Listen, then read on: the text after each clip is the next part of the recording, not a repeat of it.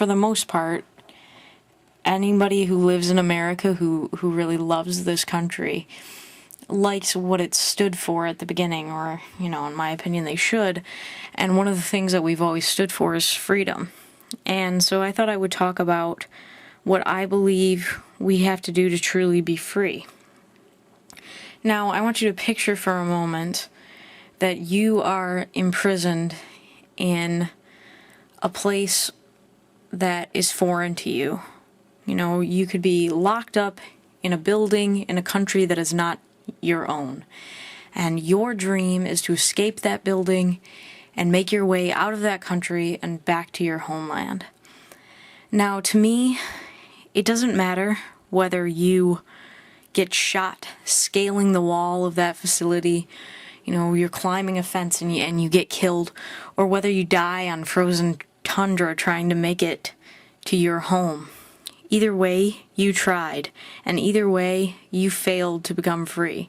So whether or not you think that people on the right are the people who aren't anywhere close to freedom, they're scaling that wall, they're not in the frozen tundra, or whether or not you think that those people that are still stuck in that building are the people on the left, and that you were much closer to freedom on the right in the frozen tundra, it doesn't matter, because in the end, neither side gets us to freedom.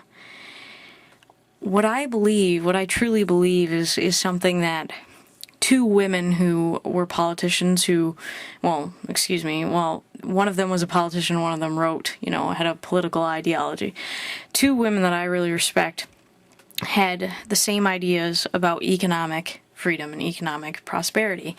And those two women were Margaret Thatcher and Ayn Rand, and they both said something along the lines of, freedom begins with economic freedom, or that you cannot have freedom without economic freedom, and I believe that to be true. So let's look at the left for a second.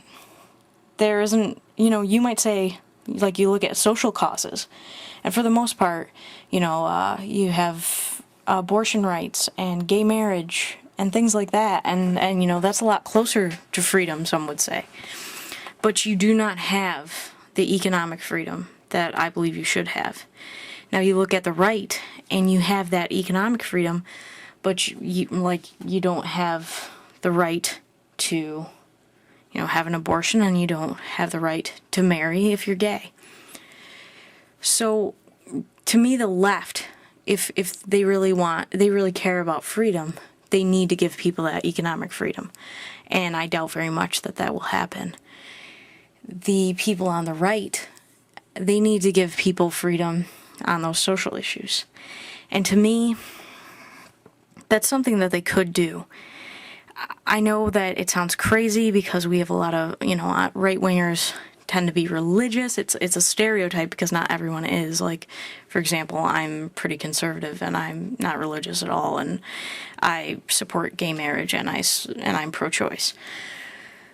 But I think that could change. I really believe it could. If the GOP were to get back to early Republican principles, the principles that freed the slaves, then everything could change. Everything could change if they would step up and do the right thing. Why is it the right thing?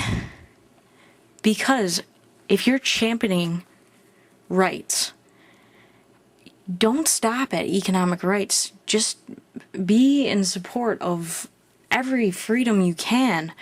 It doesn't make any sense to me on either side of the aisle to support certain rights and not others. We need to be free. And any party that steps up and just tries to make us free in any way that we can will have the support of so many people. They would have the support of almost everyone. And that is what we need. If you really want to unite us and not to divide us, you need to give us freedom. You need to limit the size of government significantly.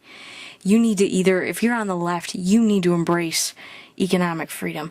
And if you are on the right, you need to either stop with the social issues. You could just leave them alone. Or you can actually champion those rights. Look at conservatives in Great Britain. they're the ones who are supporting gay rights. And it's like night and day to conservatives here. I am totally frustrated that, to me, the side that is closer to being a party that supports freedom is ignoring these elements. I mean, like, the left is for gun control, and they definitely, they don't want to give you economic freedom. And you have these people on the right who are saying you should be able to own a gun and you need to protect yourself from the government, and that is a small government idea.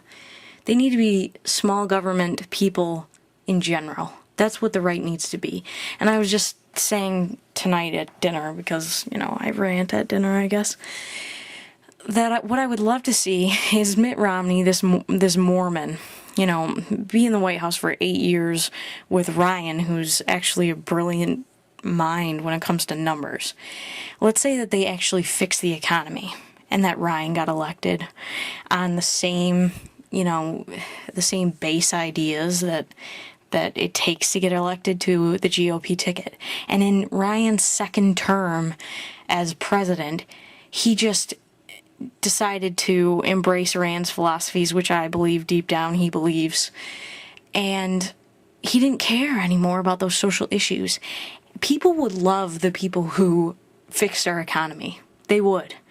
And if you had that kind of influence, and you could just tell people, when it comes to social issues, just back off, people would listen to him.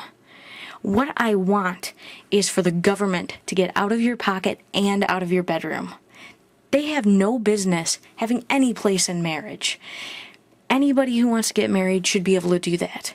And you should be able to run a business without the government raping you and taking everything that you're creating for their own. 57% of taxes, federal taxes, come from 5% of people in this country. And they talk about a fair share. 50% don't even pay any taxes at all, and that is not fair. There should be economic freedom and social freedom in this country.